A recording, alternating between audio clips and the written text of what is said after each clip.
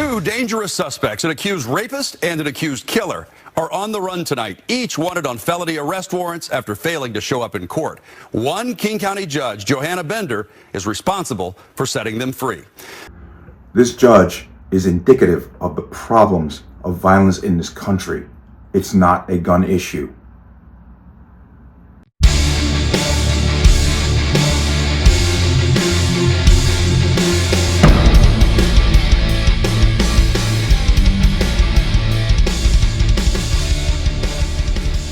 Welcome to another installment of Connecticut Gun Bench. Today's video is brought to you by P.A.N. Firearms, LLC. P.A.N. Firearms for your NRA certification of multifaceted gun training.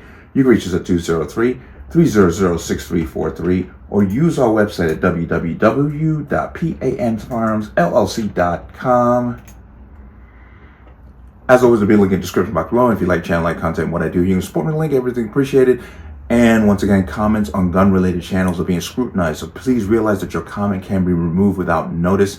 If I remove your comment, I'll tell you I did it, and I'll tell you why I did it. So be aware of that. Let's talk about this. And if you've watched me throughout the years with my videos, I always talk about the actual problem with violence in this country. I mention it quite a bit, because they always make it a gun issue. Notice that they make gun violence a central problem, when in reality, violence across the board is the problem. I came across this story out of Renton in Washington State of a judge who's now come under scrutiny for the way that she conducts business in her courtroom, where she has continuously let very violent people and people who committed heinous crimes off the hook with not even so much light sentences, but giving them small bails and basically letting them go rejoin the community under very dubious circumstances. And when I saw this story, I said, this is what I mean when I say that we have a problem that has nothing to do with legal gun ownership. We have a problem with a society that will not hold those violent people accountable for their behavior. And I felt the need to talk about this because this is a reflection of what I mean. When you listen to each one of these stories, because I'm going to jump in between, realize we're talking about the same judge. The same judge. Well, let's get into it. Dashcam video from September 7th at about 10:03 p.m. shows the seconds leading up to the hit-and-run homicide of 60-year-old Tim Gerchmez. 19-year-old Urias Morales Perez was on the way home from a birthday party in his 2002 Honda Civic. He stopped at the intersection of Airport Way and Rainier Avenue South, waiting for the red light to turn. Tim starts walking through the crosswalk. The light changes, but Morales Perez waits several seconds before he suddenly accelerates, making a left turn, hitting Tim, knocking him up onto the windshield, smashing it. He was hit 2 days before his mom was scheduled to visit. He didn't even tap on his brake after he hit my son with his car. He just kept going and went home. He was located a short time later by our officers, obviously intoxicated. Prosecutors charged Morales Perez with vehicular homicide and hit-and-run felony. It was his second hit-and-run. Bail was initially set at $100,000. But then, at his arraignment 2 weeks later, Judge Johanna Bender agreed to lower it to $10,000, with only $1,000 cash needed to post bond. She made that decision before realizing that Tim's sister and mother had joined the court hearing via Zoom. Were there any other conditions that the state wanted to address? Yes, before the victim's family was on Zoom, and they also wanted to speak. Oh, of course. I apologize. Beth McIntyre argued against releasing Morales Perez. I feel, and I think my family feels, that he remains a danger to the community and should stay in jail so he doesn't kill anybody else until his sentencing. Judge Bender stood by her decision. The law requires that I presume that anybody accused of a crime is innocent unless and until they are convicted or plead guilty. And related to that, the law requires that I presume that people should be released from jail before trial. The next month, Morales Perez was back in court, where prosecutors asked Judge Bender to remand him to jail because the county had a backlog on setting up his electronic home alcohol monitor. She ruled it's not his fault and denied the request to hold him. So I'm going to allow your client to remain in the community, and in a significant exercise of trust on my part, I am going to believe that he is going to continue to engage in the good law-abiding behavior that he has been engaging in. Then on November 8th, Morales Perez failed to show up for a plea hearing, so a $200,000 warrant was issued for his arrest. Tim's family doubts they'll ever get justice for his hit-and-run death. Renton police say they believe Morales Perez has fled to Mexico. Heard that and you saw that. This man has had a prior hit-and-run incident.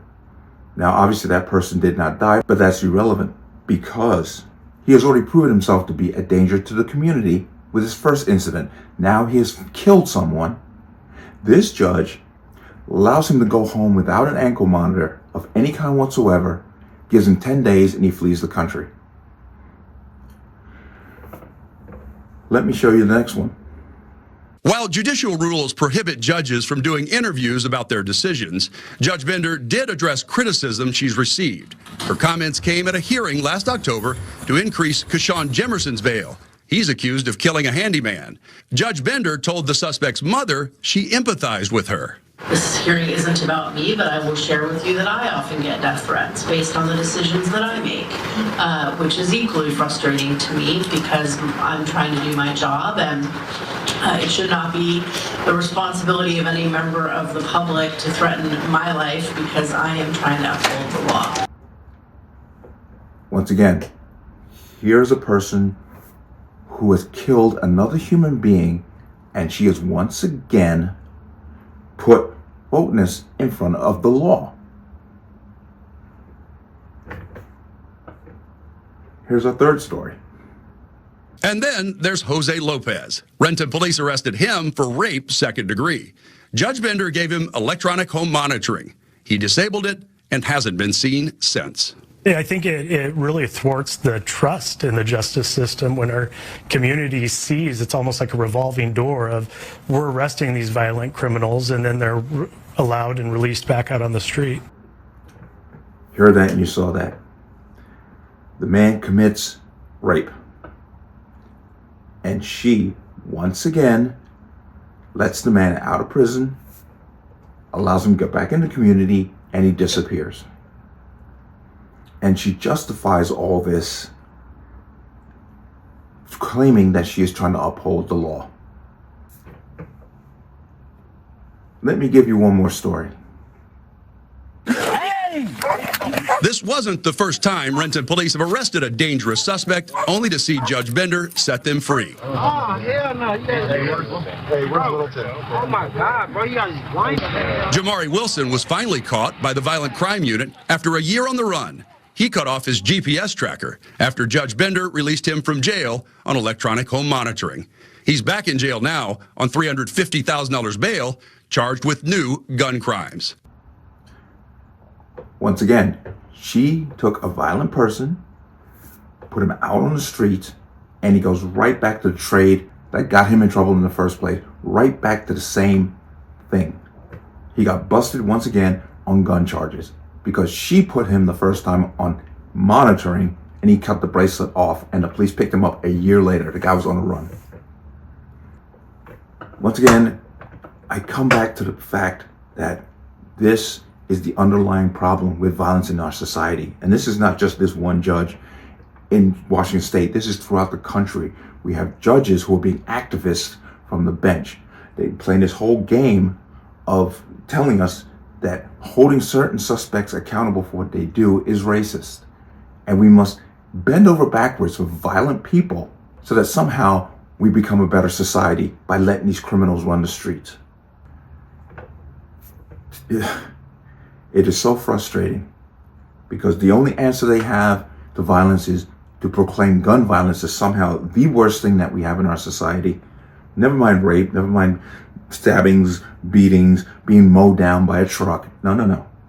It's gun violence. And the only answer they have for it is we need more gun control. While we have animals like this being let loose by woke activist judges who are endangering the public with their behavior. But I just felt the need to bring that story to light because this will probably get buried in Washington State and never see the light of day nationally, which it should be a national story. And this judge is a threat to the community and she should be removed from her position. Even the Renton Police Department, the chief in that area, wrote a scathing letter to her. And I'll give you pieces of what he actually said. Out of concern for the safety of his community, Renton Police Chief John Schult emailed this letter to Judge Bender challenging the comments she made in court, writing, "Good law-abiding behavior. Let's not forget he killed a member of our community while operating a motor vehicle impaired," and asking for clarification on her decision. So I can explain to my community, can you please help me understand the logic of allowing Mr. Perez to be free pending trial? I feel as though his behavior has been minimized at the expense of public safety. Was there something on our end that she was looking at that maybe held a problem for him being held in custody? And what response did you get? I got no response back. There's the problem. We have woke activist judges literally doing social work from the bench and ignoring the safety of their community and the people in it. Now, she claims that she has been threatened. Well, you're letting scumbags run the streets. Don't you think the victims of these people are just a little upset? And I'm advocating for violence, but why are you surprised? But when I say that this is a bigger problem that's being ignored, this story is a perfect reflection of that. Let me know what you think. As always, you can leave your comments in the comment section below. And as always, any statements of violence or statements that lead to violence will be removed. Please like, share, comment, subscribe. Don't forget to hit the notification bell so you're notified the next time a video goes live. I'm going to see you on the next one. Peace.